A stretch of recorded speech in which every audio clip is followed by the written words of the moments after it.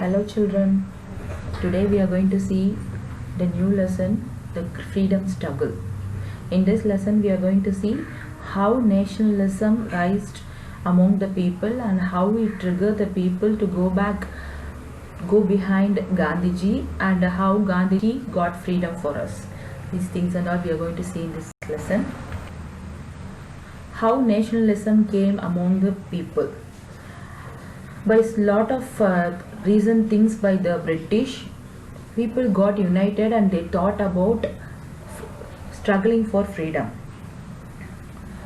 First is establishment of INC and the partition of Bengal and the activities from radicals. These things brought a nationalism and a trigger among the people to fight against British.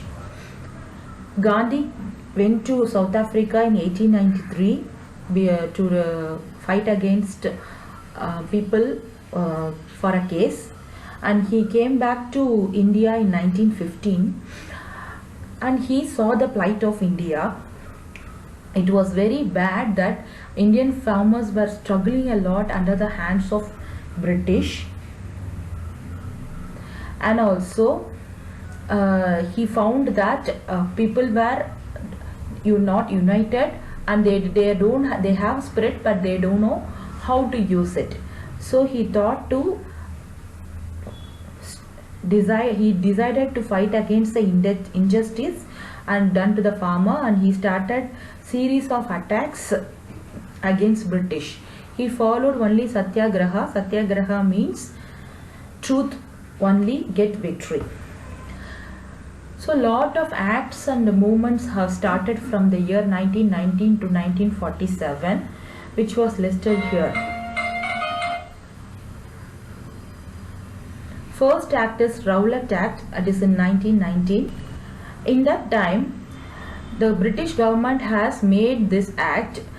In this, it states that British government is having power to arrest anyone and put it in the jail.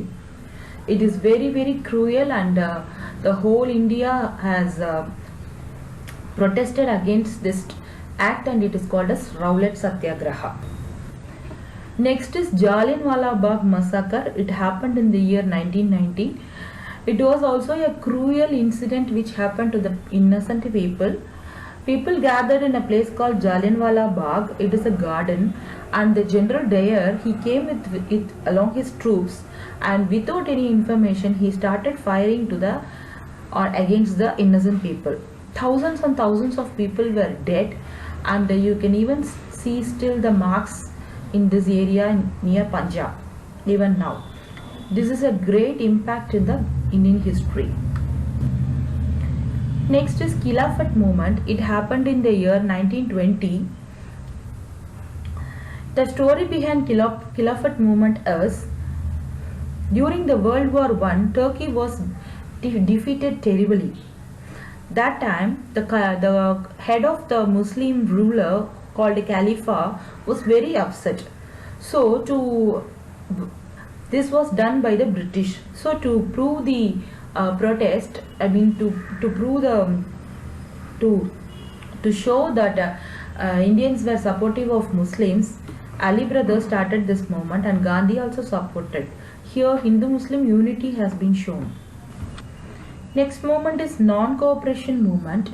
It was launched by Gandhi in the year 1920. Gandhi acted as a leader for Congress and he started this movement. This movement was started from Kashmir to Kanyakumari. The whole of India has joined this movement. In this movement, Gandhi said that to people that do not obey to the British rules.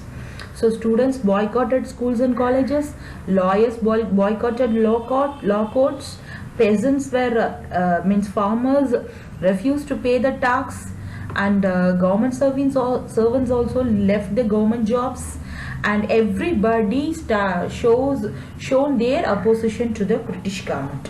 And many other freedom fighters also supported this non-cooperation movement which was launched by Gandhi. For instance, Chandrasekhar Azad, Bhagat Singh, Sukhdev, and many other revolutionaries also supported. Thank you.